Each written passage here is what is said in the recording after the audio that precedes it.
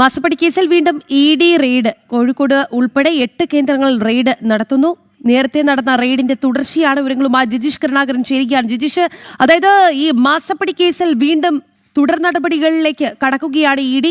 അതായത് ചെറിയൊരു ഇടവേള എടുത്തിരുന്നു. അതായത് നമുക്ക് ആ വാർത്ത സംബന്ധിയായ അപ്ഡേറ്റിലേക്ക് പോകാൻ ചെറിയൊരു വിഷമം ഉണ്ടായിരുന്നു അല്ലെ? കാരണം ഇ.ഡി. ആണ് നടത്തുന്നത്. കൃത്യമായ ഒരു അപ്ഡേഷൻ നമുക്ക് ലഭിച്ചാൽ പോലും പ്രേക്ഷകരെ അത് അറിയിക്കാൻ സാധിക്കില്ല. കാരണം കേരള പോലീസ് അല്ല കേസ് അന്വേഷിക്കുന്നത്. അതുകൊണ്ട് തന്നെ ഇപ്പോൾ നടപടികൾ കടുപ്പിക്കുന്നു എന്ന് പറയേണ്ടി വരും. വീണ്ടും ഇ.ഡി. റെയ്ഡ് നടത്തുമ്പോൾ എവിടെയൊക്കെയാണ് ഇ.ഡി. റെയ്ഡ്? എങ്ങനെയാണ് ഇ.ഡിയുടെ തുടർ നടപടികൾ ജിജീഷ്?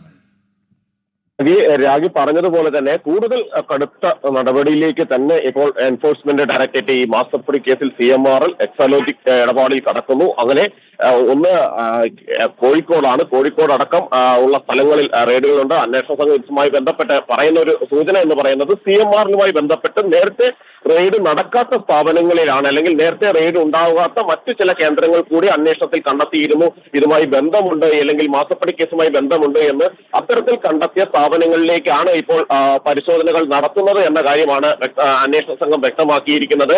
നേരത്തെ വലിയ തോതിലുള്ള സാമ്പത്തിക ക്രമക്കേടുകൾ തന്നെയായിരുന്നു അന്വേഷണ സംഘത്തിന് കണ്ടെത്താൻ കഴിഞ്ഞത്.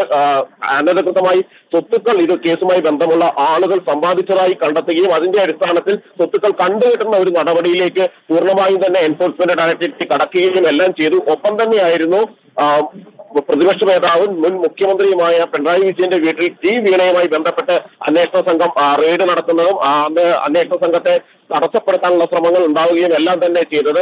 അങ്ങനെ നടന്ന റെയ്ഡിൽ പോലും നിരവധി രേഖകളാണ് അന്വേഷണ സംഘത്തിന് ലഭിച്ചത്. അതിൽ ഡിജിറ്റൽ തെളിവുകളുണ്ടായിരുന്നു, ഡിജിറ്റൽ രേഖകളുണ്ടായിരുന്നു. ഡിജിറ്റൽ രേഖകളും ഡിജിറ്റൽ തെളിവുകളും എല്ലാം പരിശോധിച്ചതിന് ശേഷം ആ രേഖകൾ കേന്ദ്രീകരിച്ച് കൂടുതൽ അന്വേഷണ സംഘം മുന്നോട്ട് പോയി നിരവധി ആളുകളെ ചോദ്യം ചെയ്തു. അതിനുശേഷം വീണ 2 തവണ ചോദ്യം ചെയ്യലിന് വിധേയമായിരുന്നു.